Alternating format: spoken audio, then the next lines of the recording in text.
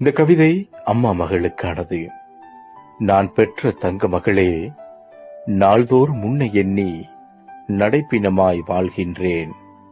நான் பட்ட துன்பம் நீ பட வேண்டாம் என்று உன் பார்வையிலிருந்து சற்று தூரமாகிவிட்டேன். என் அழகு மகளே, உன்னை அள்ளி அணைத்திடவும் ஆசையை கொஞ்சிடவும் என் மனம் ஏங்கித் தவிக்குதடி. தலையணை நனைந்திட தரையில் கிடந்து துடிக்கின்றேன்.